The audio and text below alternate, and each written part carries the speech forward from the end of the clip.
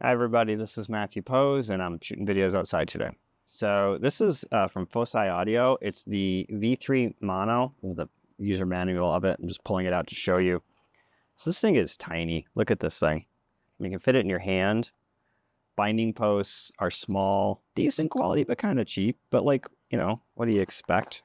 And then I asked them if they said can they send it to me for review. I said, if you send me the bigger power supply. So this is the 48 volt 5 amp one. I said I would take a look at it because I wanted to see what it could really do. So let me just go through the specs with you. They actually give it to you. And please understand, this is one of those companies that doesn't lie. So it uses the Texas Instruments TPA 3255, which is actually a really good chip if it's implemented correctly. The SYNAD on it, which is basically like the THD plus noise inverted. So instead of being a negative number, it's a positive number, is 101 dB with XLRs and 93 dB with RCAs. Why is there a difference? Well, it might be a balanced amp and then they're using a chip to convert to RC. That could be one of them, but the bigger and more likely one is the gain. Using XLR, you get 20 dB of gain. Using RCA, it says 25 dB or 31 dB. Looking here, yes, there's the IC. So with the RCA input, there's a gain switch. So I'm going to guess, I should ask them, I should measure myself. I'm going to guess that SYNAD value with the RCAs is the worst case scenario with the higher gain. So basically the more gain you have, the more you're amplifying the noise, the lower the SYNAD's going to be. So let's just start with the fact that 101 dB SYNAD on an amplifier this small at what it costs is dirt cheap. Like, that's crazy good. So you might be saying, well, yeah, but what does it put out? Like 50 watts or something? No, actually, with the 48 volt supply, it puts out 240 watts at 4 ohms. Now, they don't rate it for what distortion it can do that at, but even if it was 10%, and let's just say it did 175 watts at like 0.1% or something like that, that would be impressive. And then you get the distortion. The actual distortion rating on this is 0.006%, which is really decent. So then we've got the issue of like, what does this thing cost? Well, I don't know off the top of my head, but I remember looking when they told me about it. So it's the Fosi, Audio V3 Mono, right? So the Fosi Audio V3 Mono. Let's see, I'm going to their website, see if it's for sale on the website.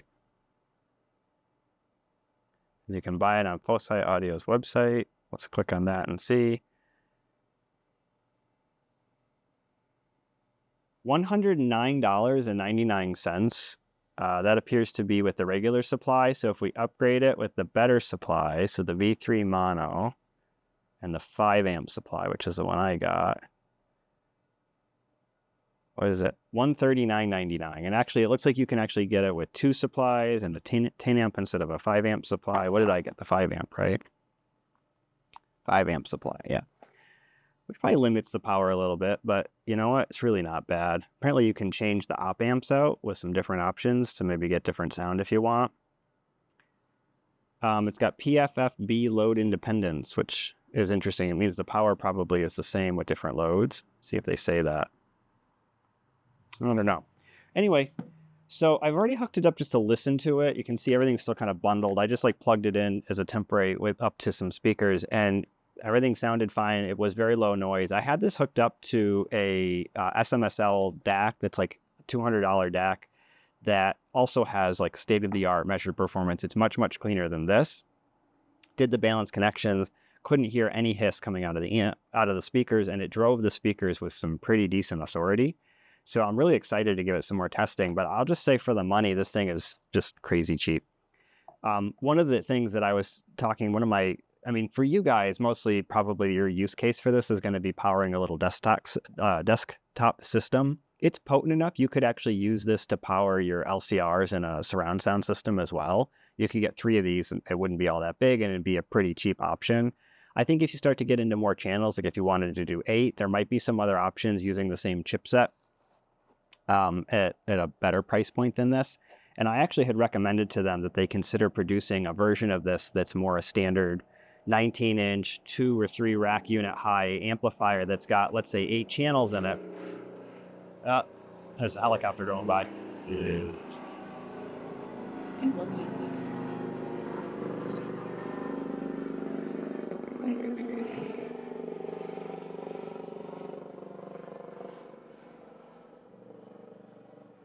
So I had actually recommended to Fosi Audio that they consider making something that's like an 8-channel version of this that would build the power supply into the unit and then have, let's say, 8 channels of this all. And I have a feeling the cost would be better for when you get into that high of a channel count. But for 2 or 3, it's actually a very good price. And if you wanted to do 5 or 8 or whatever, you could. The other thing, though, I had one of my integrator friends over, and he was working on my system for me. And I mentioned to him that this thing is good enough and cheap enough that with the right source, you could actually use it as part of a multi-zone system and have like crazy, like part of why this came up was I had to go to my outdoor system here. I'm using right now a Juke Audio, the new high-powered version of it called the Juke Plus. And we're using the standard amps in the Juke, which are actually very, very decent. Also uses a very good Texas Instruments chipset to power all the indoor speakers. But the outdoor stuff, I'm using a different amplifier I have that comes from Episode Audio that's got DSP built in. They're actually similar power levels and similar performance in terms of noise and distortion. And one of the limiting factors in the Juke is not actually the amplifier chip. It might be the same amp chip that's in this. It's the DAC in it is okay, but nothing special, right? So for other reasons, we were having some problems getting everything to work the way it was supposed to. And I happen to have this very, very good cheap DAC laying around. So I gave it to the integrator. He threw it in. And what we did is we went from the digital out of the Juke to the analog in on the amp. And it actually lowered the noise and improved the performance of that amplifier a bit using such a high quality DAC. Now, does it matter for this? No, not at all. But then I was saying to him, like, that amp is still not all that good. And you could use this instead. And he was like, yeah, if they were sized a little differently, it would be easier to do. Having all these power supplies in your rack would be kind of a pain, but you could do it if you knew what you were doing, make it look neat. But it's just neat, the idea that you could have like a 240 watt per channel outdoor multi-zone system using such a small, inexpensive amplifier. I mean, I'm really impressed. Again, technology is progressing in such a way that things are happening now that just weren't true 10 years ago. You could not buy an amplifier with those kinds of specifications for $200 or for $140 that put out that much power that cleanly. It's just crazy. And the idea that you can put together a whole audiophile system so this would be $140. That's $280 plus $200 for the DAC, $480, and you've got something that's, for all intensive purposes, I would call it state of the art, and it probably would be transparent enough that I think, short of an extreme, well-trained listener, I don't think anybody could hear the difference between that and a tens of thousands of dollar type cost no object system from an amp source standpoint. Now, of course, speakers, I said to another friend I was talking to about, I'm like, the one problem is I don't know what speakers to pair these up with that would equal. Like, I can't think of a speaker that's that good, but also so cheap. Like, is there like a $400 a pair speaker that measures extremely well and would make good use of this? Not that I know of. I think you'd still have to spend a couple $1,000s to get something that good, but doesn't matter. Anyway, so I'll do more testing with it to give you a more proper review, but 18-month warranty, 30-day return period. They say lifetime technical support. Build quality is better than expected for the money. Dirt cheap with extremely good performance. I mean, I don't know. I actually told them I knew who they were and I was happy to review it because I know it's a good product.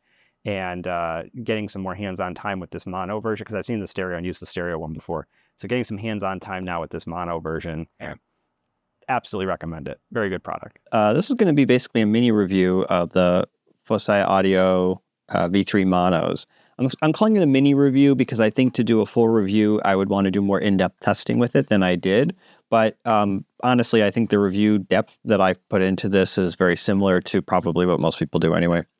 So I actually was familiar with this amplifier before it was sent to me because Amir had reviewed it over at Audio Science Review. And I remember for the money being really impressed with how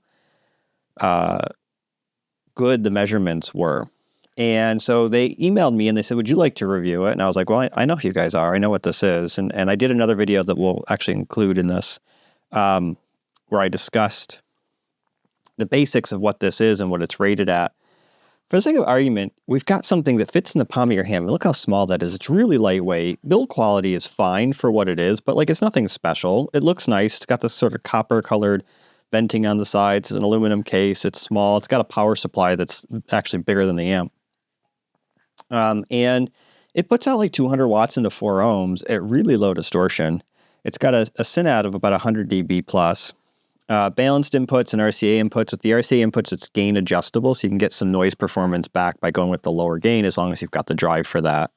I mean, connect this thing to a similar DA converter from like Topping, SMSL, one of those companies, and you've got basically state-of-the-art performance with power. I mean, one of the problems we had in the past was you could get really good low noise performance at a low price, but the power output was like 50 watts or something like that, and it just wasn't enough to be useful. This thing is 200 watts into 4 ohms.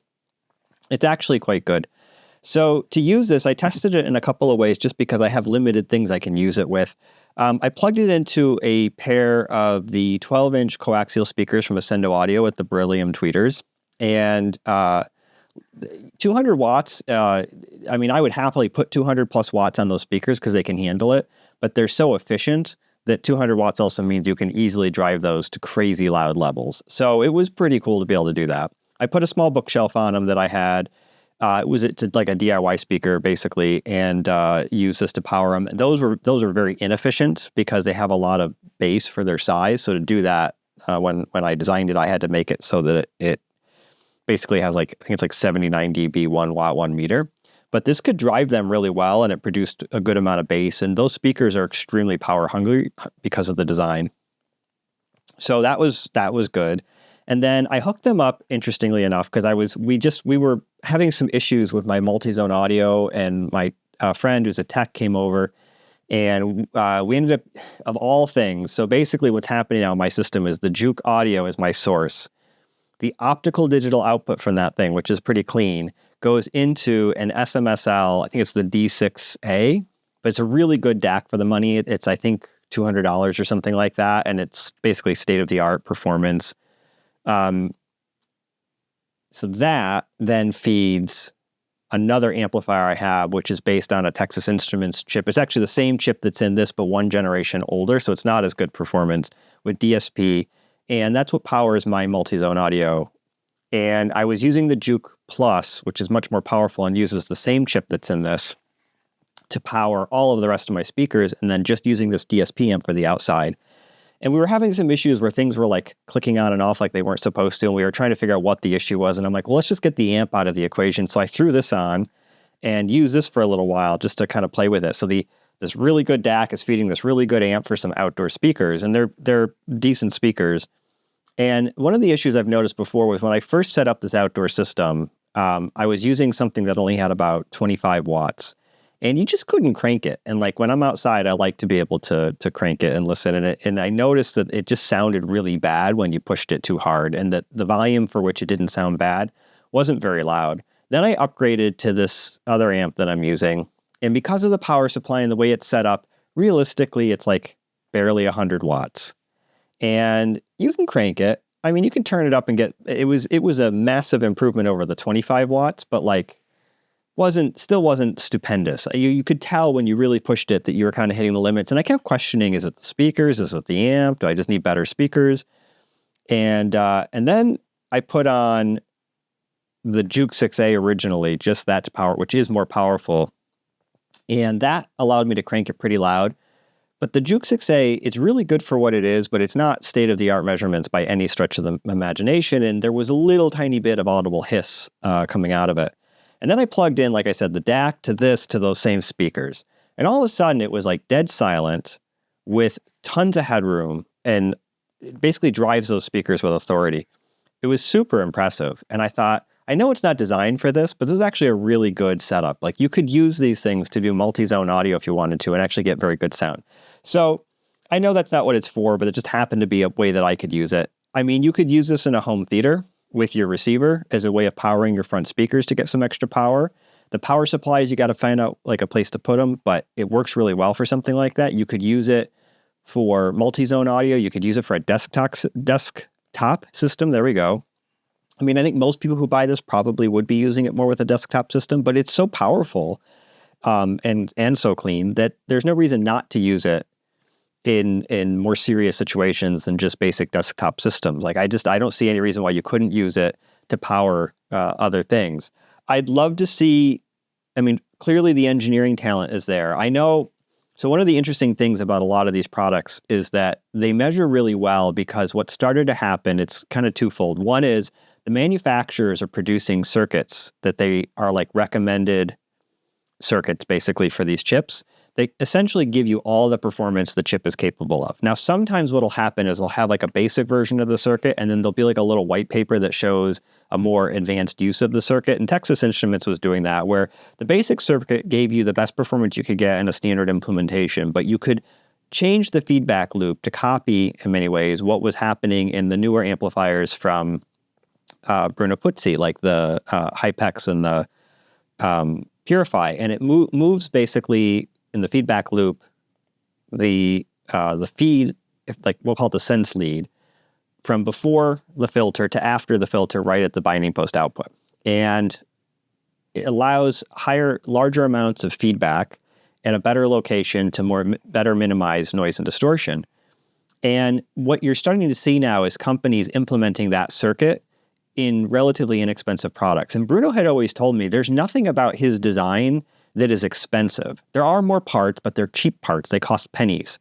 And it's more about understanding how to implement them. So it's not shocking that good companies like Texas Instruments are able to produce chips that can measure so well. It doesn't measure as well as one of Bruno's amps, but it measures extremely well and way better than Class D used to.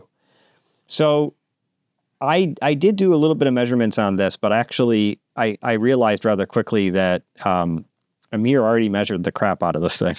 And there's just like everything I'm doing is just replicating what he already did.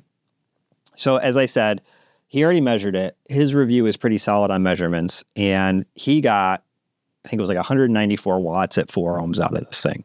He got a SYNAD value of around 100 on it. I believe that was from a 5-watt output. The balanced input was about 6-7 dB better than the RCA input. It's the balanced input versus the single-ended input. And so, and it was very clean. There's no power supply noise, which is really, I think, as much a testament to the kind of power supplies they're using as it is to anything else. I wouldn't be shocked that if you were to use a lower-end linear power supply, if you might actually start to see some power line noise on this amp. But in any case, using all the equipment he was sent, he got really good measurements. You can check those out for yourself. IMD was actually pretty low, which is good. I mean, that is one of the things that differentiates some amps from others in these classes. And while it's not, again, the best we've ever seen, this thing costs very little money. I did another video where I looked it up because I couldn't remember what it cost, so I'll just do it again really quick. But the Fosi Audio V3 Mono,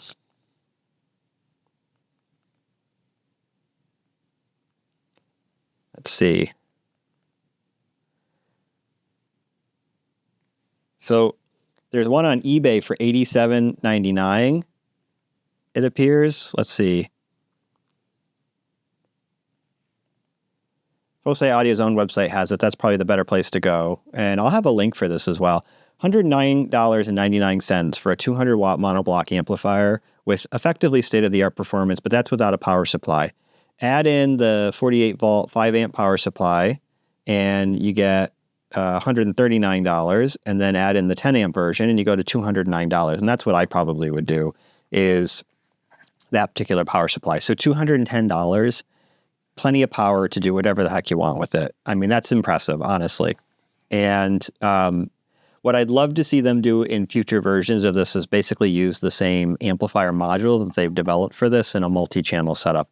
I think if they could offer something that's like 4 channels, 8 channels, 16 channels, things like that, it actually would sell quite well. And I would guess they could probably sell it at a very good price. They could probably build the power supply in a scenario like that so that you don't have to have a bunch of external boxes. I mean, I wish some of the more mainstream companies that are producing things like multi-zone amps that use the exact same chipset that's used in this could actually replicate the kind of performance they're getting out of this in their own products. The guys are doing, I mean, one of the problems is, like I said, the circuits already exist. All they have to do is copy that circuit and then do no harm after that. And what happens sometimes is that the core amplifier that they design, because it's based on that circuit, is really good, just like this one is. But by the time they've put everything together with the streamer and the DAC and the power supplies and the layout that they've had to do for all that, they've introduced a whole bunch of noise. There's a lot of engineering, and that's really where the key engineering comes in, is being able to go in and carefully measure the sum of the parts to make sure the end result is good. But anyway, overall, I think this is a great amplifier. It's a really good value. It's well made. It's not, I think like the binding posts are really tiny. They look nice. They get the job done. They're cheap. I mean, anybody who gets this, I mean, don't expect this thing to equal like a high-end luxury amplifier. It does not have the build quality of a high-end luxury amplifier. But I think the point of this is not to give you that. It's not to give you luxury for cheap. It's to give you the high performance that would normally have been hard to achieve for low money on a beer budget, as they say. So good product. Recommended. We'll have a link so you can buy it, and remember that if you buy it through my link, it's an affiliate thing, so you're going to help me make some money on that. They're not paying me for this review at all. You buying through that link would be the only money I might see in any way, shape, or form. But I'll also just say, like I've mentioned before, I don't do reviews for the money, and you cannot buy my review. So if somebody sends me something that's junk, one of two things will happen. I'll do a review and I'll tell you, here's the good. It's rare that anything is so bad there's no good. And here's the bad, and maybe that outweighs everything. Or I won't do the review. Now, there are situations where my feeling is that the product is half-baked. In those scenarios, I know you guys would probably prefer that I do the review, but what I typically do is go back to the manufacturer and say, the development on this product is not done yet, and so I cannot complete the review. And sometimes they'll work with me to finish it, and they'll continue to work out the issues. And other times they say, okay, thank you. We don't agree. Moving on. I just don't see a reason of putting out like a negative review that just says this product sucks. It should never have come on the market. There's other people who do that. Like I said, I don't. And part of the issue is if I'm going to do that, I got to thoroughly review how bad it is. I just don't want to do that. If I find a product that's got a fault, if I think that it's fixable, I'll try to work with them on it. If I don't, or they can't fix it, I usually just move on. I don't want to waste my time on it. So in this case, though, there was nothing about it that was problematic. The only thing at all that I didn't like, given its price point, is the fact that there's a giant external power supply, and so it's kind of hard to deal with. Otherwise, it's a really good product. All right, well, subscribe to my channel, like these videos. You're not going to see a whole lot of review videos on my channel, but I'll do them from time to time.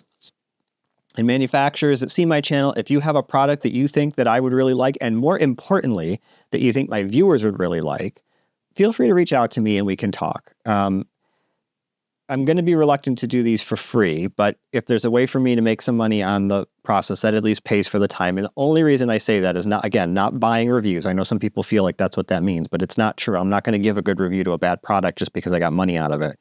It's that there's time involved in doing it, and I need to justify that time because there's other things I could be doing that I'd rather be doing than just providing some random manufacturer with free publicity. So if you want to pay for my time to do it, I will give an honest review, my opinion of the product. So please understand, you send it to me, it does not guarantee a good review. If your product is bad, it either doesn't get reviewed at all, or it's going to get a bad review. If you send me a good product, or at least a mostly good product, you're going to get a review like that. I got a projector recently, not bad for the money, not bad for what it is, not the greatest thing I ever saw, but it really actually surprised me how good it was for how cheap it is. Got this, also not bad for the money. Actually, this is close to state of the art for cheap, which is pretty cool.